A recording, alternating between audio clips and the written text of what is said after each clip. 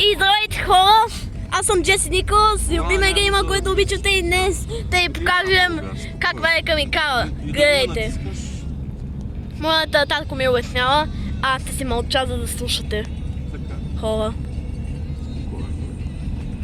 Браво, Милина! Сега можеш да приключиш. Абе, как ли бе? What the fuck? Айде, сега вече се караш с 70 някъде спокойно. Няма нужда да го мислиш, че е първото. Тя колата горе-долу се плаща. Чакай бе, от години не съм карала бе, човек. Горе-долу колата се Искам плаща. само спокойствие, Милени.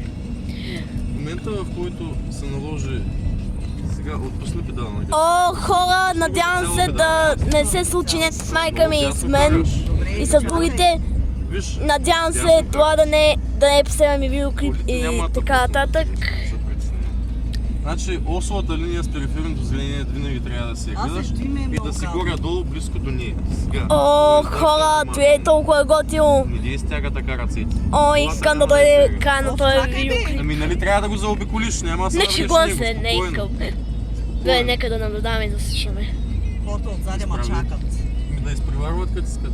Проблема си и те. Хубаво, бе. Значи тези отзаде трябва да се съобразяват с всичко отпред. О, хора! Хора, има коли зад нас. И някакво колело. Като видях на този Валко, отдалеч. искаме Миле да ме научиш. Рано ти е още. Кой ти иска да се изпреварва? Да, сега. Хора, това е друг туториал. Как да и правите коли, но не знам когато го видите. Тодорки, снимаш ли му? Аз вече снимах минута и половина. В дясно караш.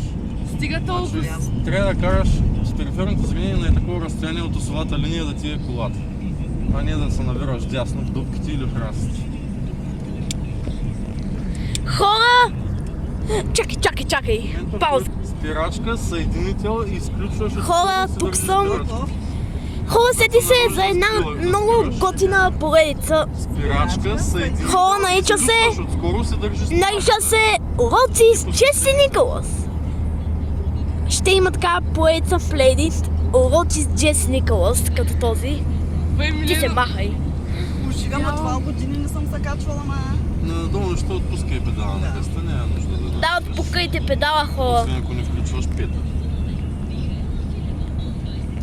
Има прав път. От време на време се хвърля поглед в огледалото страничното, защото някой не зазнае какво прави зад тебе.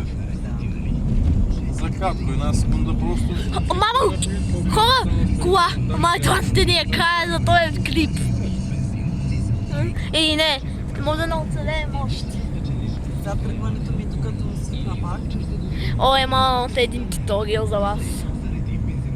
Значи това, че примерно пускаш с едната ръка в волана, не значи, че трябва да го въртиш към тази ръка.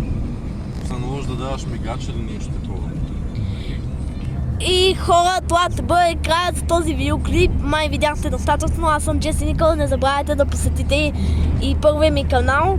Също не забравяйте да се абонирате за TikTok пак и чао!